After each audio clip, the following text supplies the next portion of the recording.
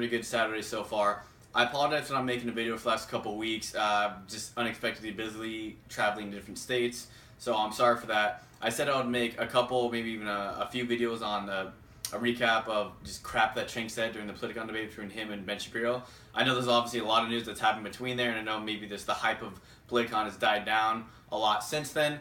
But I'm going to keep to my word and maybe just make this the last one, because there is a lot of stuff going on, because school is back in session very soon, which means I'm going to have just a wellspring of new material to basically debunk for my professors. So on this special segment of Crap My Teacher, of Crap Cenk Said, we're going to talk about, I'm going to go over for a few minutes, basically tax cuts for the rich and trickle-down theory, and just the economically ignorant idea that raising taxes is an improvement for the economy, or helps the economy grow, and helps really just spread wealth and generate wealth and spread money, not only for those on top, but for those on bottom, and for everyone in general. And usually those that are advocating for higher taxes don't really care about the ones on top anyways, which is dumb, because obviously the ones on top are the ones that create most of the jobs, or create most of the industry and whatnot, and yada yada. Anyways, so let's play a little clip from the video, and then let's dissect it a little bit. For example, the reason why when taxes are higher, it winds up being better for the economy is because it recirculates the money. So if you give it to the rich, this is hilarious. If you're uneducated, please at least don't make it obvious. Alright, okay, Cenk. Cenk talking to us about being uneducated is pretty funny. Same kind of tactic he tried to use with Dinesh D'Souza, but I see that he's trying to use it towards the crowd this time, because Ben Shapiro wasn't having any of it, which is why, once again, Cenk Ben Shapiro wiped the floor with him.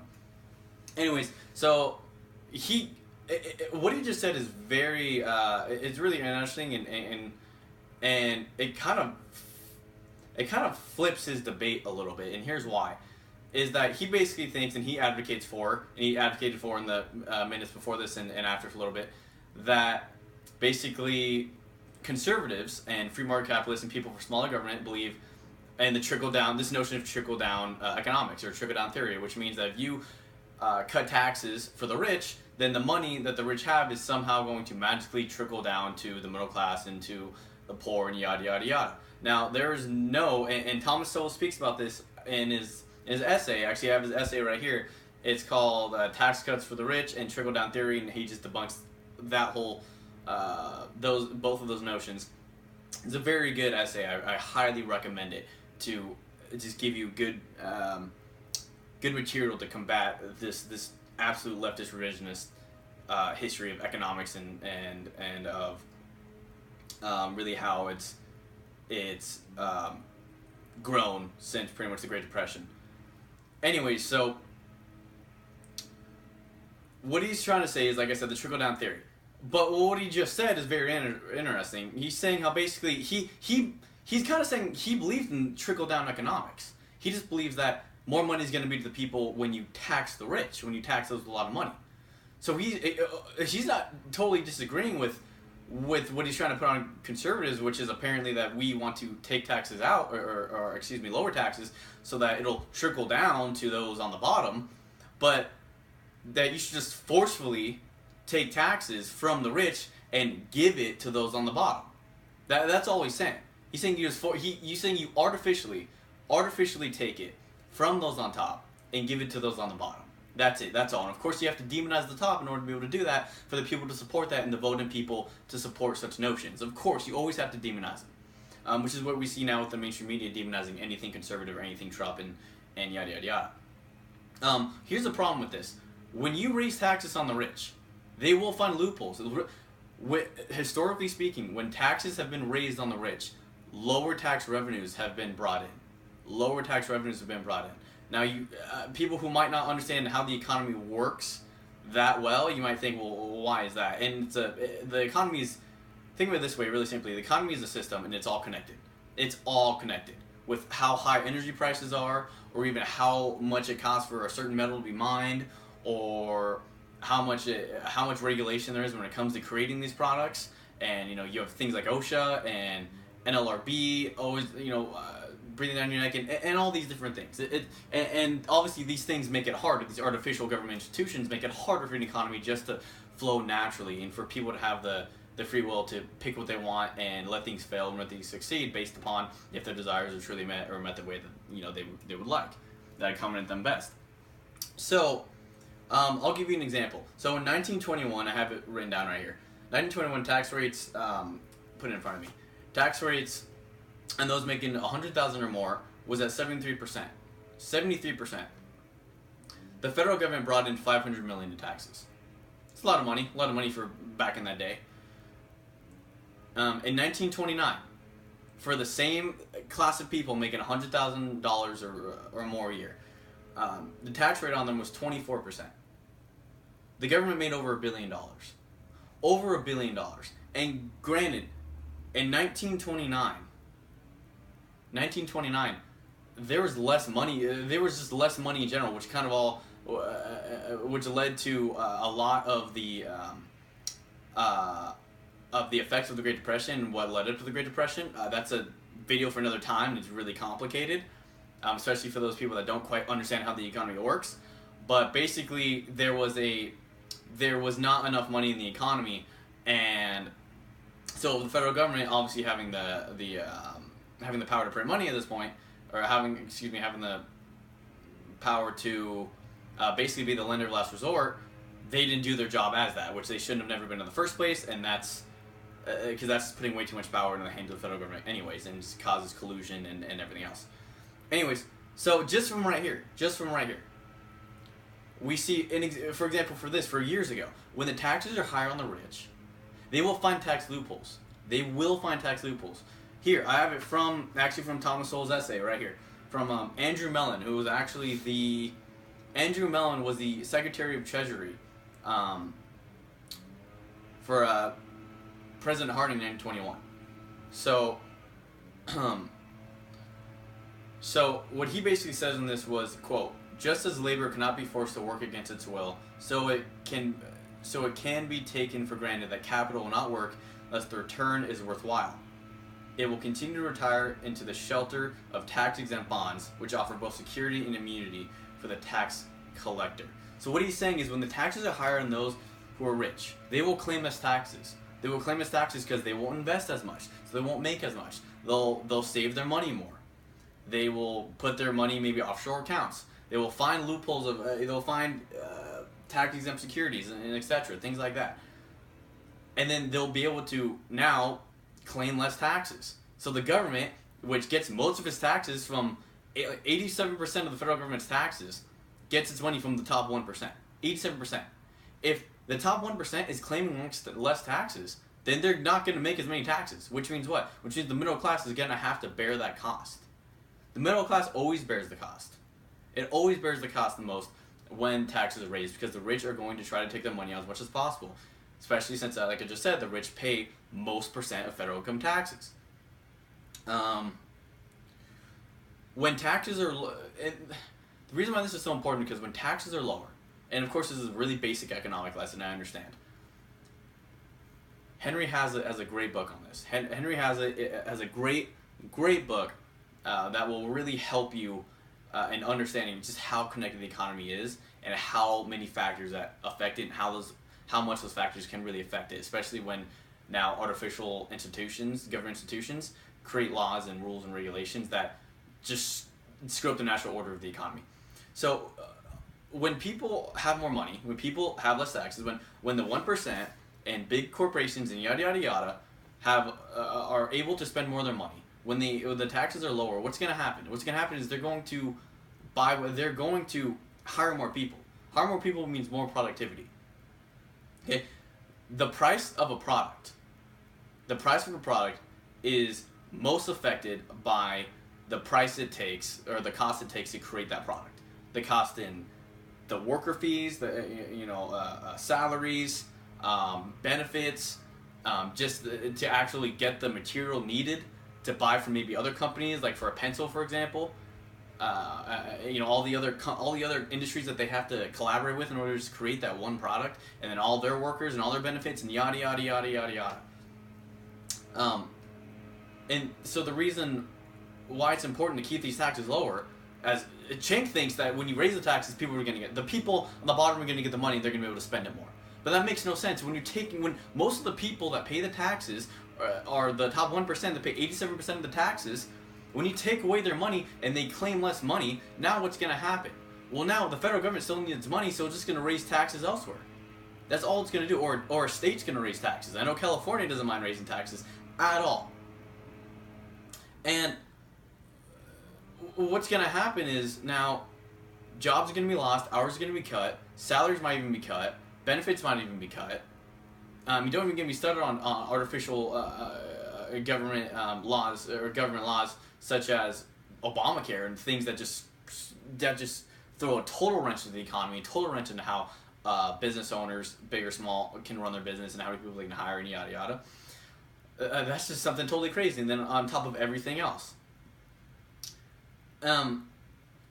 So what happens is basically this whole trickle-down notion is it's just conservative, and they try to take the principle of lower taxes means more innovation and more industry and higher salaries and everything else. They take that and say trickle-down theory, which in no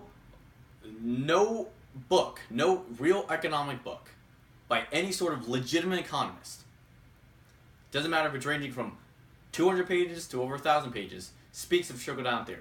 Even mentions trickle-down theory, because that's not what it is. It's just another supposed to be derogatory term by the left onto free market capitalism. That's all it is. So obviously, when taxes are lower, big businesses are able to invest more. Investing more means you have more innovation. It means things are easier for you. When things are easier for you, you're happy and you're willing to spend your money. Now, when people see other people are happy and willing to spend the money on a certain part, on a certain product, now other companies are going to want to jump on board. That's going to bring the cost down, which means now because of the competition, now the cost is down, there can be even more money being spent, which means the different businesses can grow, which means they can hire more people, which means more jobs, which possibly means more benefits. Even if they were to take the money offshore, what happens is those offshore businesses, they have to spend their money back, or countries have to spend their money back into our country. Which means that if we are making more by even exporting jobs, which we have not lost jobs, or we've gained jobs by exporting jobs, even if we're doing that, what happens is they have to spend their money in our country. When they spend their money in our country, that means they're buying our services, which means our businesses are making more money. Because it's cheaper for us to buy stuff from them and get work from them, which means we're able to expand even quicker and make jobs even quicker. That's what it is. People don't understand this. And it's really aggravating when people don't understand that. You have to be patient with them, of course. And it's hard to really explain to people how economics works, especially when they have a vendetta just against conservatism and free market capitalism in general. And even John F. Kennedy, even he said, and I quote, and this is obviously back in the 60s, "It is a paradoxical truth that tax rates are too high and tax revenues are too low, and the soundest way to raise the revenues in the long run is to cut the rates now. Cutting taxes is not to incur a budget deficit, but to achieve the more prosperous, expanding economy which can bring a budget surplus." Even he is saying right here, someone who was a Democrat, who in my belief would be more of a Trump Republican nowadays, maybe even a little more to the right, is admitting that if you have higher taxes, you're going to have a deficit. Because that just means more spending anyways. That means that people don't have as much money. That's all that means. And people don't understand this. You can't just give money to people and expect them to... If you just gave money to people as well, and this goes to human nature a little more, and expect them to do good with it, expect them to without any sort of training, without any sort of cultural change or wisdom given with it, which I'm not saying the government should be doing that as well. That's something for families and synagogues and churches and communities. Well, if that were to work, then why aren't all these people that have been getting welfare for years, why aren't they using that opportunity of welfare to better themselves and pull themselves out of it? That's absolute crap. As I always say, that's absolute crap. That's not how human nature works. And that's not how the economy works. That's not how people in the economy works, given their human nature.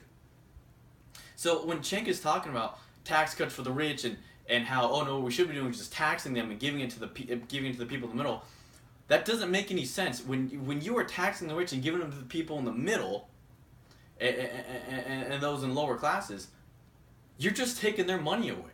That's all you're doing. You're taxing the rich, which means now products are going to become more expensive, which means now there's going to be less jobs, and you're going to make less, there's going to be less hours, and everything else. So you're artificially just taking money from one group and giving it to the other. And especially when that other group is going to do whatever it takes to keep its money. Of course they are. I'll do whatever it takes to keep my money as well. Of course. Why would you not? That's your hard-earned money. And yeah, there can be corporations and corporate CEOs that do crappy stuff and work behind the scenes with government, which is what usually happens anyways, and that's wrong. Of course that's wrong.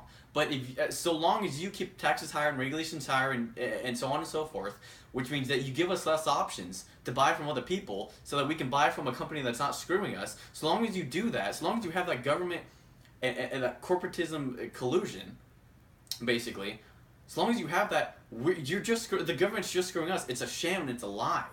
People don't understand that. The higher costs are, the more door deals are going to be made, and the less competition there is for us. That's what it is. A business is always going to screw you because businesses are made of people, and people are imperfect. But it's better a business screw you, and you have the option to go to another business, and the government screw you, and you have no other option to go to a different government. Especially when this is supposed to be the freest, most economically free, and most country that promises the most individual rights ever in the history of man. Anyways, folks, so I hope you enjoyed this video. I apologize for it went a little longer than expected. But I'm just trying to show you all that this tax cuts for the rich crap is that's what it is. Like I say, it's just crap. And Cenk doesn't understand the economy, and then he wants to call us imbeciles for not being able to understanding the economy the way he sees it, which is really just more emotional than it is statistical or analytical or based off of facts. I mean, even when you have John Maynard Keynes, who is basically the economic hero of the left nowadays, saying that taxes can, and in his time, have become too rich to the point where I feel that they basically don't do their job. When you have Keynes saying that, like taxes are too high, then there's a point to what he's saying. I mean, he might be more socialistic in his philosophy, yes, and I disagree with that, and I think Keynes was wrong with thinking the government needed to be in the economy more. But even when you have someone who's an economic hero to the left, saying that taxes are too high, at that time that he was living in, then clearly there's a problem with raising taxes, and especially raising taxes on those that are wealthier. Okay, now what Cenk was doing he was trying to get out of what he just said with Ben. Well, saying, well, obviously taxes can't be that way nowadays. Yeah, you say that, but then you also think that the country was prosperous from the 50s because of how high the tax rate was, which was 71 to 90%. That's crap, dude. You just don't understand the economy, and if you do, then you're lying. Either way, I think you're wrong. It's just, are you ignorant, or are you a liar, or are you both? So, folks, thank you so much for tuning in. I'm sorry once again it took a couple weeks. There's a lot of crazy news going on right now, and it's exciting because school's starting up again, and so I'm going to have some fresh material, and you're probably not going to believe some of the crap that I hear in class every day. So, thank you so much, folks. I will come up with another one shortly, definitely less than 2 weeks, probably just a couple days. So, hope you see you then. My name is Wyatt, and I'm the College Conservative.